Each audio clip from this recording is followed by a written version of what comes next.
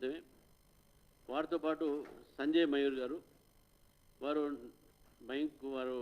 National media వారు convener అక్కడ Bharatiya Janata party కేంద్ర కార్యాలయంలో. వారితో పాటు రేవేందర్ రెడ్డి గారు, బండి సంజయ్ గారు రాష్ట్ర అధ్యక్షుడు, అదేవిధంగా సుభాష్ గారు. ఇప్పుడు ఈరోజు ఉన్నటువంటి ప్రెస్ కాన్ఫరెన్స్ తరుణ్ చుగ్ గారు తీసుకొస్తానని నేను కోరుతున్నాను.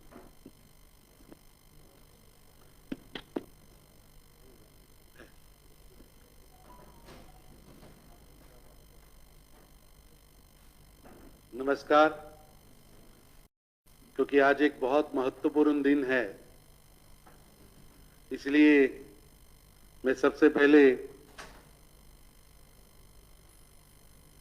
इमरजेंसी यानी आपातकाल जो श्रीमती इंदिरा गांधी जी ने उनकी तानाशाही को याद दिलाता है। मैं सर्वप्रथम भारत के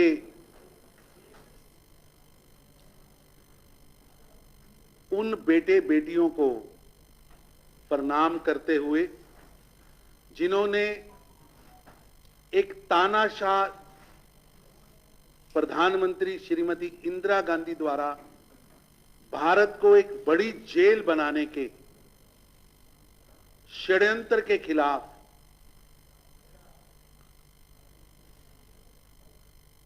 सत्याग्रह किया, लोकतंत्र की हत्या ना हो, कॉन्स्टिट्यूशन बचाया जा सके, अभिव्यक्ति की आजादी की स्वतंत्रता रहे, उसके लिए 18-18 महीने मीसा में जेल काटी, अत्याचार सहा। कई लोग उसमें से बीमार हो गए, कई स्वर्ग सिधार गए। और मैं जहां उन लोकतंत्र के सेनानियों को, लोकतंत्र के प्रहरियों को सलूट करता हूं, वही भारत के पत्रकार जगत को भी विनम्र प्रार्थना करता हुआ, उनको सलूट करता हुआ, उनके किए हुए कामों को, उनके द्वारा लोकतंत्र की रक्षा के लिए हो रहे यज्ञ में उन्होंने जो आहुतियां डाली, मैं भारत की वीर प्रेस को, आप सब पत्रकार बंधुओं को सलूट करता हूं। क्योंकि मेरे को याद है कि ये वो दिन थे जब संपादकीय पेज अखबार के लोग खाली छोड़ देते थे, क्योंकि इंदिरा गांधी और उनके चमचों का, संजय गांधी का इतना अत्याचार था कि वो वहां झूठ लिखाना चाहते थे।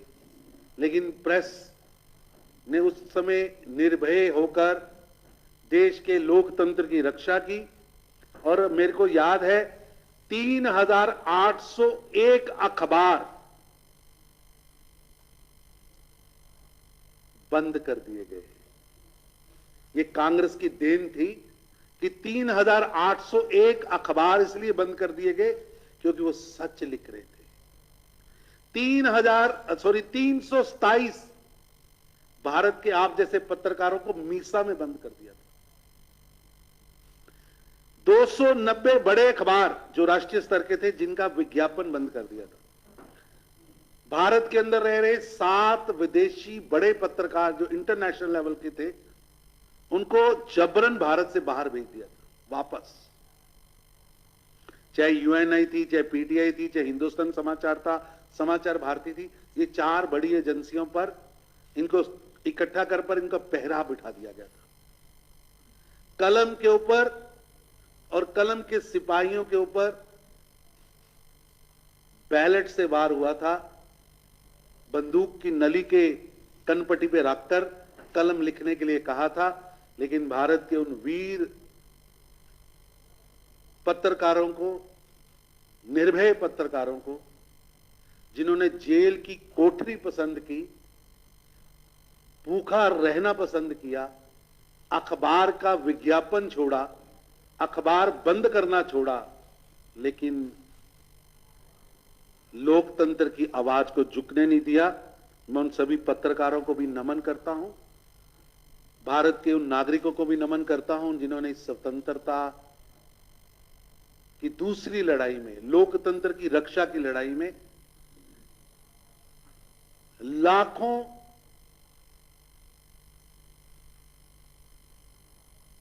लोकतंत्र के प्रहरियों को अपने घरों में शरण दी। मुझे गर्व है, मैं उस पार्टी से आता हूं,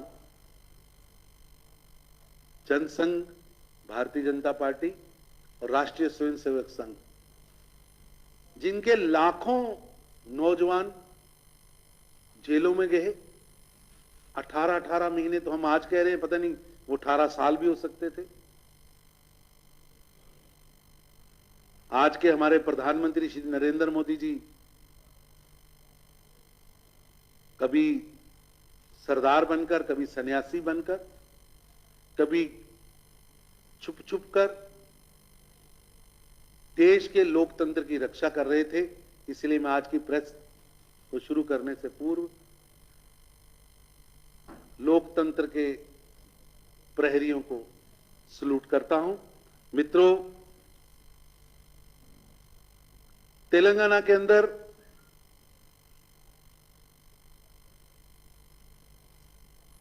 एक ऐसी सरकार काम कर रही है जो सरकार परिवारवाद के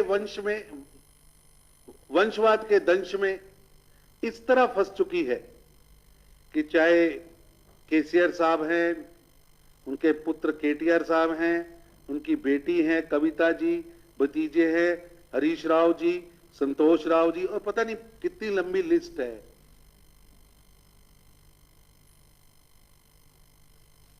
लोकतंत्र का सबसे बड़ा शत्रु कोई है तो वो परिवारवाद है।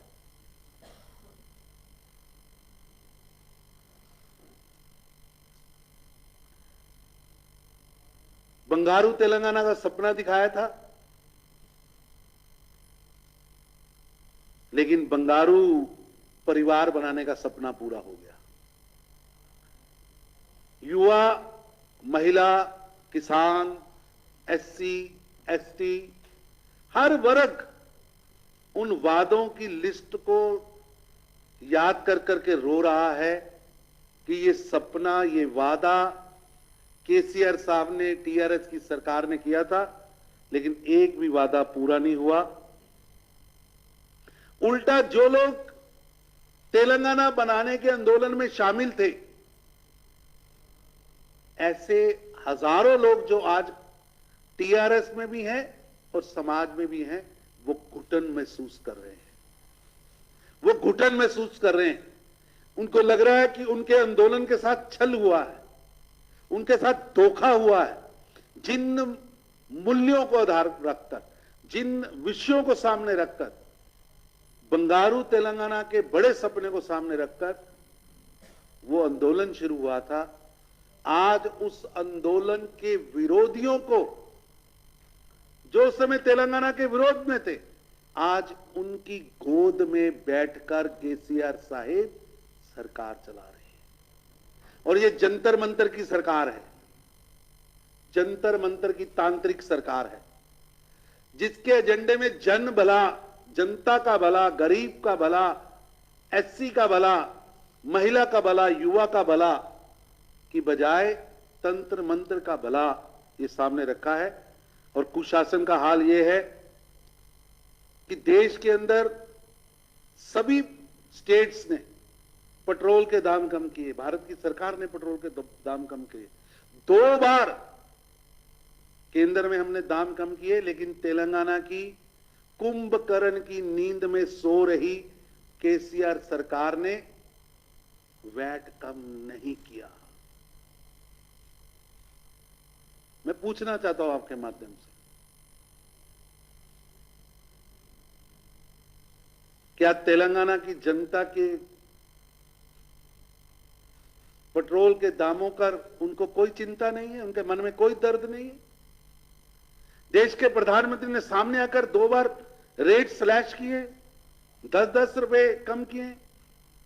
आपके कुंभकर्ण की नींद इतनी मजबूत है कि आपके दिमाग पर जूं भी नहीं रेंक रही। भ्रष्टाचार की अगर कोई परिकाष्ठा कहें तो केसीआर शासन में यहां भ्रष्टाचार की प्रकाष्ठा हो रही है। मंत्रियों का समूह, उसके ऊपर परिवार, परिवार के ऊपर एक छोटी टोली, ये लूट का गिरोह। ऐसे लग रहा है अली बाबा 40 चोर मिलकर तेलंगाना को लूट रहे हैं। बालू का खनन हो, जमीन को हथियाने के षड्यंत्र हो, अगर इसकी रैंकिंग गिनी जाए तो भारत में नंबर 1 पर चल रही है। और ये सरकार झूठे वादों की सरकार है। केसीआर साहब को याद हो ना हो, मैं याद कराता हूं कि केजी से लेकर पीजी तक मुफ्त शिक्षा का वादा था। केसीआर साहब, अब बाय बाय का टाइम आ गया। बाय बाय का टाइम आ गया आपको। आपकी बाय बाय का टाइम आ गया, लेकिन आपने एक भी वादा पूरा नहीं किया। 3 एकड़ जमीन दूंगा दलितों को, वित्तीय सहायता दूंगा, दलित बंधु लाऊंगा, बेडरूम स्कीम दूंगा, एक भी काम नहीं किया। और उल्टा आकर कहते हैं मैं नया संविधान लिखूंगा। डॉक्टर भीमराव अंबेडकर जी का अपमान कर रहे हैं। संविधान निर्माता जो हमारे शीर्ष नेतृत्व था, उसका वो अपमान कर रहे हैं। तेलंगाना के युवा, किसान, महिला, एसटी, एससी, हर वर्ग दुखी। 91% तेलंगाना के किसान कर्जदार हैं। कृषि माफी की योजना नहीं लाए, वादा किया था। नौकरी की बात थी, नौकरियां अभी तक युवाओं को मिल नहीं रही, खाली पदों के ढेर लग गए। 8 साल का शासन के अंदर तेलंगाना के आम जनता घुटन महसूस कर रही। और मेरे पास कई लोगों के फोन आते हैं, मैं सच कह रहा हूं, लोगों के फोन आते हैं कि हम टीआरएस में है, लेकिन तेलंगाना के सपने को पूरा ना करने के कारण घुटन में है। दम घुट रहा है। दम तेलंगाना की जनता का भी घुट रहा है और टीआरएस के अंदर बैठे उन लोगों का भी घुट रहा है जिन्होंने सचमुच अपना सब कुछ निछावर करके बंगारू तेलंगाना के सपने के लिए अपना जीवन दिया था। वो लोग भी आज केसीआर के कुशासन के अंदर घुटन महसूस कर रहे हैं। लोग रोज दिन गिन रहे हैं, कितने दिन बचे, इतने दिन बचे, इतने दिन बचे। तो उन दिनों की याद कराते हुए आज हम यहां काउंटडाउन वेबसाइट लॉन्च कर रहे हैं। आज से केसीआर साहब, आपके शासन के जाने के दिनों की गिनती शुरू होती है। आपके जाने के, आपके कुशासन के, आपकी जन विरोधी नीतियों के, तेलंगाना को लूटने के, तेलंगाना के जनता की हार्डकोर के पैसे को भ्रष्टाचार के माध्यम से परिवार की पॉकेट में भरने के दिन पूरे होने वाले हैं। और आज हम उसके काउंटडाउन को स्टार्ट करते हैं। आज से 529 दिन बाद, आज से 529 डेज बाद ये हमने कैलकुलेशन चालू की है। 529 दिन बाद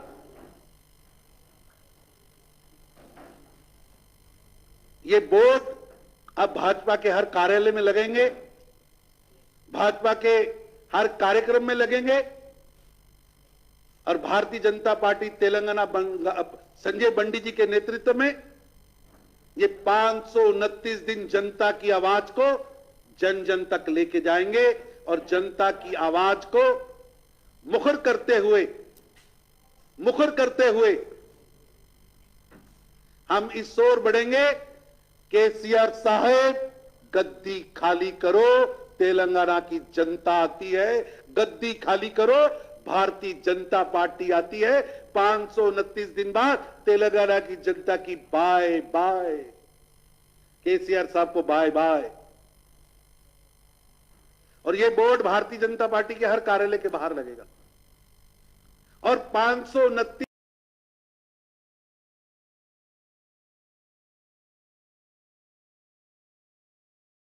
शासन के बारे में, और भारतीय जनता पार्टी जनता की भावनाओं को सामने रखते हुए 529 दिन एक एक गांव में संजय बंडी जी के नेतृत्व में प्रजा संग्राम यात्रा जाएगी, जन आंदोलन होंगे। भाजपा का एक एक कार्यकर्ता, चाहे वो बूथ का इंचार्ज है, चाहे प्रदेश का अध्यक्ष है, इस काउंट डाउन में इस सरकार की कुनीतियों का पर्दाफाश करेगा।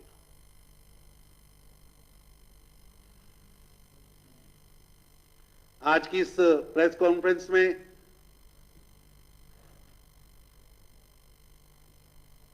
मैं कुछ घोषणाएं भी करने वाला हूं।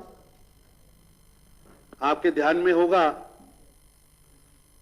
कि भारतीय जनता पार्टी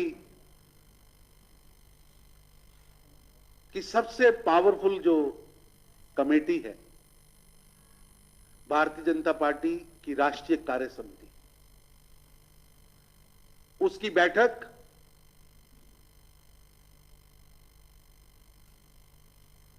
के लिए संजय बंडी जी, तेलंगाना भाजपा बार बार निवेदन कर रही थी कि परिवर्तन के इस मूड में, जब पूरा तेलंगाना केसीआर राज से मुक्ति चाहता है, ऐसे में भारतीय जनता पार्टी की राष्ट्रीय कार्य समिति हैदराबाद में हो और देश के 340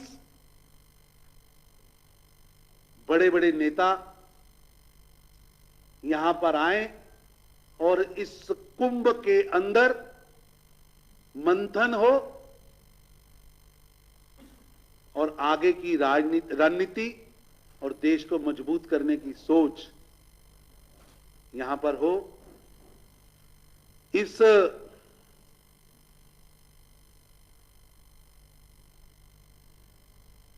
का विवरण इस तरह रहेगा कि 1 जुलाई को राष्ट्रीय महामंत्रियों की बैठक हैदराबाद में होगी।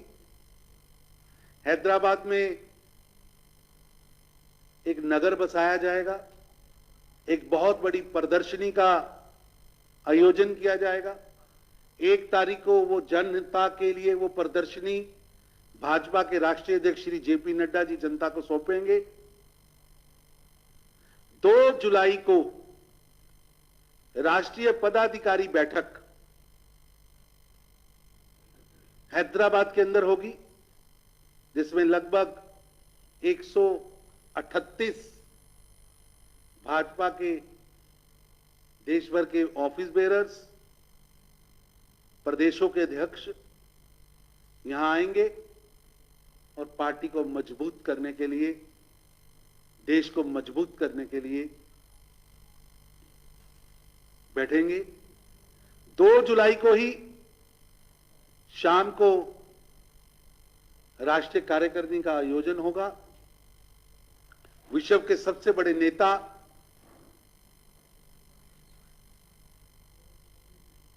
गरीबों के मसीहा, भारत के प्रधानमंत्री, भारत के प्रधान सेवक श्री नरेंद्र मोदी जी इस राष्ट्रीय कार्य समिति में मार्गदर्शन हेतु उपस्थित रहेंगे। माननीय राष्ट्रीय अध्यक्ष जी श्री जेपी नड्डा जी 1 जुलाई को हैदराबाद आएंगे और राष्ट्रीय अध्यक्ष जी की अध्यक्षता में सारी बैठकें होंगी और इन बैठकों के अंदर जो 3 जुलाई तक चलेंगी, इन बैठकों के अंदर पार्टी का शीर्ष नेतृत्व, पार्टी के पूर्व अध्यक्ष, माननीय अमित शाह जी, माननीय राजनाथ सिंह जी, माननीय गडकरी जी सहित सभी कैबिनेट के बड़े बड़े मंत्री, प्रदेशों के अध्यक्ष, लगभग 17 के करीब सीएम, डिप्टी सीएम, पूर्व डिप्टी सीएम, पूर्व सीएम, एक तरह से भारतीय जनता पार्टी की करीम देश के अलग अलग प्रांतों से यहां आएगी और यहां एक संगम होगा। और मित्रों, 3 जुलाई को हैदराबाद के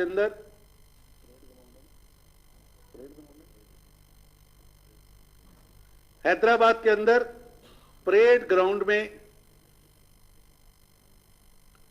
एक विशाल जनसभा का आयोजन होगा। मैं हैदराबाद भाजपा को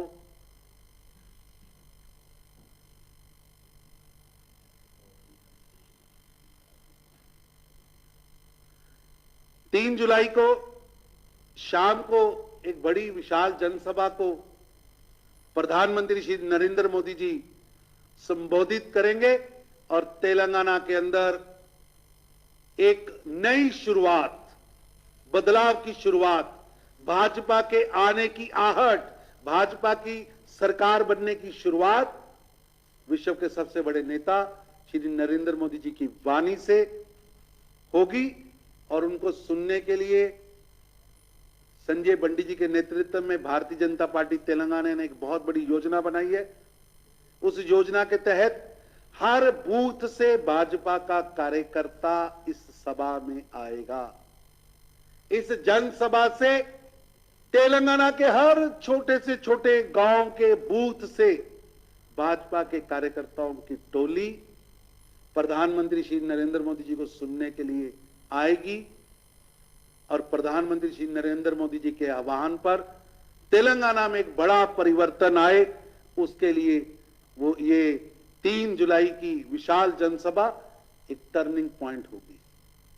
मित्रों, इतना बड़ा आयोजन हो रहा है। इस आयोजन को करने के लिए संजय बंडी जी के नेतृत्व में अलग अलग कमेटियां बनाई गई हैं। इन कमेटियों में, क्योंकि लंबी लिस्ट है, आपको बाद में हमारे प्रदेश अध्यक्ष जी यहां भेज देंगे। रजिस्ट्रेशन विभाग बनाया गया है। पार्टी की ओर से एनईसी का अकोमोडेशन, प्रधानमंत्री जी का वेलकम, मीटिंग में आने वाले सभी प्रतिनिधि तेलंगाना की संस्कृति के साथ जुड़े, कोई गुजरात से आ रहा है, कोई पंजाब से आ रहा है, कोई हिमाचल से आ रहा है, कोई कर्नाटका से आ रहा है, कोई केरल से आ रहा है, वो तेलंगाना के संस्कृति से नजदीक आए, उसके अलग से प्रबंधन किया गया है। अलग अलग विभाग, सैनिटेशन से लेकर एडिटोरियम तक, रहने से लेकर उनको ले जाने आने तक एक एक विभाग बनाया गया है। और तेलंगाना भाजपा पूरे देश से आने वाले नेताओं को, चाहे वो रेलवे स्टेशन से आए, चाहे हवाई जहाज से आए, उनके स्वागत के लिए आंखें बिछाकर उन्होंने उसके लिए विभाग बनाए हैं। आप सब लोग भी उस 3 दिवसीय बैठक का हिस्सा बन सके, आपको भी बैठक की जानकारियां मिल सके, इसके लिए पार्टी ने अपने राष्ट्रीय सह मीडिया प्रभारी संजय जी को यहां पहले भेजा है। यहां पूरा मीडिया विभाग वहां खड़ा किया जाएगा, जो आपको बैठक की जानकारियां समय समय पर, प्रस्तावों की जानकारियां देता रहेगा।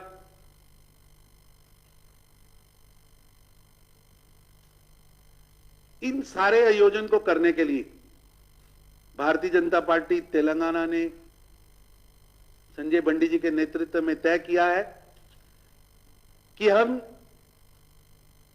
हर बूथ से, जो हमारे बूथ के 20 कार्यकर्ता, 25 कार्यकर्ता टोली है हमारी बूथ की, बूथ के अंदर बैठा भाजपा का छोटे से छोटा कार्यकर्ता इस आयोजन से जुड़े, इस महाकुंभ का हिस्सा बने, उसके लिए हर बूथ से कार्यकर्ता की टोली प्रधानमंत्री जी के समक्ष आएगी भी, और हर बूथ से इस कार्यक्रम को सफल करने के लिए कार्यकर्ता, सारे कार्यकर्ता मिलकर 1,000 रुपया प्रति बूथ, 1,000 रुपया प्रति बूथ, 20 रुपए, 30 रुपए, 10 रुपए सभी बूथ की समिति वाले आपस में डालकर इस महायज्ञ को करने के लिए अपनी आहुति हर बूथ से भेजेंगे। उसके लिए भी टीम बनाई गई है। लगभग 35,000 बूथ हैं। हर बूथ से 1,000 रुपया कार्यकर्ता आपस में डालकर इस आयोजन को करने के लिए भेज रहे हैं। हर बूथ से कार्यकर्ताओं की टोली इस कार्यक्रम में आ रही है। तेलंगाना के लिए एक बहुत बड़ा, तेलंगाना की धरती पर एक बहुत बड़ा आयोजन हो रहा है, ऐतिहासिक आयोजन हो रहा है। और ये ना केवल तेलंगाना, दक्षिण भारत की राजनीति में एक बहुत बड़ा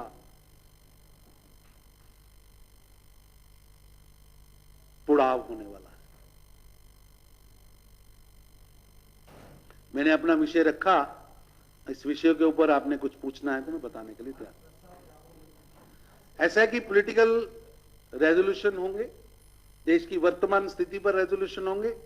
देश को मजबूत करने के लिए जो प्रधानमंत्री श्री नरेंद्र मोदी जी का पिछले 8 वर्षों से जो उन्होंने अभियान छेड़ रखा है, उसके लिए मंथन होगा। और जो जो प्रस्ताव पास होंगे उन सब की जानकारियां समय समय पर हमारा मीडिया विभाग वहां पर देता रहेगा। वहां हमारे मीडिया विभाग के लोग रहेंगे। जो अंदर देश का शीर्ष नेतृत्व प्रस्ताव पास करेगा, आपको मौके पर हम सुनेंगे। है जी, ये सब विषय बैठक के अंदर ही तय होते हैं। यहां लोकतंत्र है, ये किसी मां बेटे की पार्टी नहीं है, बाप बेटे की पार्टी भी नहीं है, कुटुंब की पार्टी भी नहीं है। राष्ट्रीय पदाधिकारी को बैठक में प्रस्तावों की चिंता होती है और राष्ट्रीय कार्य समिति की बैठक में प्रस्ताव पास होते हैं। यहां डेलीगेट तय करते हैं कि किस ओर जाना है, शीर्ष नेतृत्व तो रास्ता दिखाता है। भारतीय जनता पार्टी एक लोकतांत्रिक पार्टी है। हाँ दीदी, सब कुछ उसमें होगा। वो सब चीजें आपको समय समय पर हमारा मीडिया विभाग आपको बताएगा। पहली बैठक महामंत्री का भी आपको मीडिया रिलीज आएगा।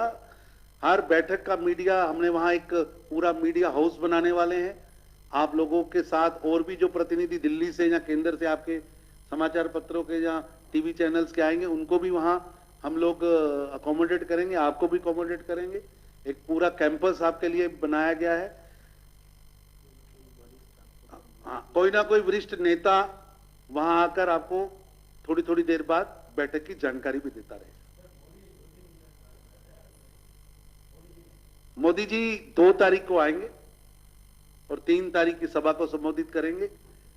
प्रधानमंत्री जी के बारे में मेरा आज तक 8 वर्षों में ऐसी कोई कार्य समिति नहीं है जिसमें प्रधानमंत्री जी पूरा समय ना रहे। वो देश के नेता हैं, विश्व के नेता हैं, मार्गदर्शक है, लेकिन उनके अंदर आज भी कार्यकर्ता भाव सबसे इंपॉर्टेंट है। वो कार्यकर्ता भाव से ही सारे काम करते हैं।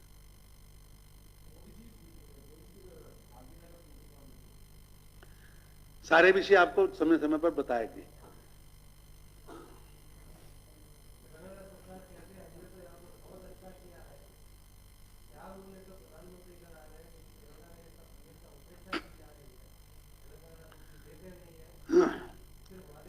ऐसा कि आज कुछ विषय और है, लेकिन मैं आपसे निवेदन करूंगा, मैं फिर 3 दिन बाद आने वाला हूं। मैं अध्यक्ष जी को निवेदन करूंगा, हमने प्रदेश को क्या क्या दिया है उसका अकाउंट्स लेकर आऊंगा। लेकिन मेरा आपसे निवेदन है, वैसे वो आप उसको अलग रखेंगे तो ठीक रहेगा, मेरी की इस पीसी को मैं संजय बंडी जी की ओर से केसीआर साहब को चैलेंज देता हूं कि तेलंगाना का चुराहा उनका, मोहल्ला उनका, स्टेज उनकी, वो चुने, वो कोई चैनल चुन ले, समाचार पत्र चुन ले। भारतीय जनता पार्टी का प्रदेश अध्यक्ष संजय बंडी जी वहां भाजपा की केंद्र सरकार की उपलब्धियों के कार्यक्रम को लेकर आएंगे। वो अपने कार्यक्रम लेकर आए, जनता के सामने दोनों अपनी अपनी चीजें बताएंगे। मैं उन्हें खुले बहस की चुनौती देता हूं।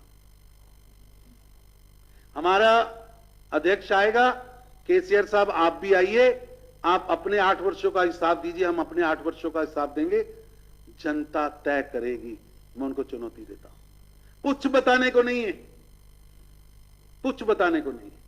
एक दिन भी मंत्रालय नहीं गए, कुछ बताने को नहीं है। अगर मैं बोलूंगा तो पोल खोलूंगा, आने दीजिए मौका। 529 दिन 20 घंटे 56 मिनट रह गए केसीआर साहब को बाय बाय करने की। Bye bye. भाजपा की सरकार बनने वाली है, दीवार पर लिखा है, आपके दिल पर लिखा है, वैसा आपके दिल पर लिखा है, तेलंगाना के हर नागरिक के दिल पर लिखा है कि 530वें दिन गरीबों के लिए काम करने वाली, नौजवानों के सपनों को पूरा करने वाली, किसानों को पूरा हक दिलाने वाली, महिलाओं को न्याय दिलाने वाली भारतीय जनता पार्टी की सरकार बनेगी, जो बंगारू तेलंगाना के सपने को, तेलंगाना आंदोलन के अंदर जिन्होंने तप किया, जिन्होंने अपना सब कुछ दिया, संघर्ष किया, उनके सपनों को पूरा करने वाली सरकार बनेगी।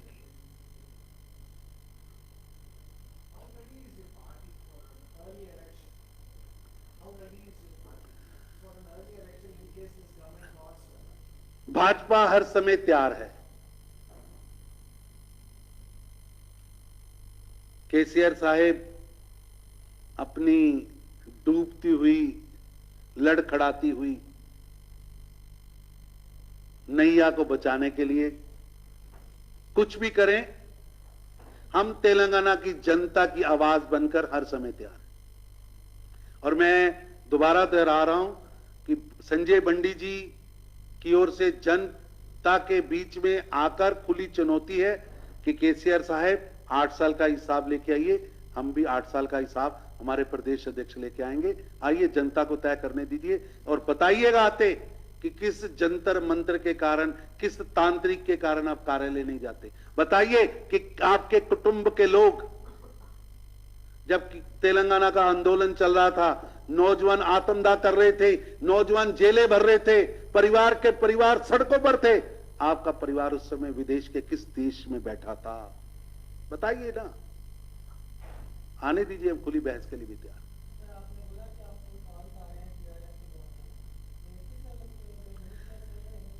आप पत्रकार हैं, आप बताइए कि टीआरएस के अंदर जिन लोगों ने बंगारू तेलंगाना बनने का सपना देखा था, वो घुटन महसूस कर रहे हैं कि नहीं कर रहे हैं?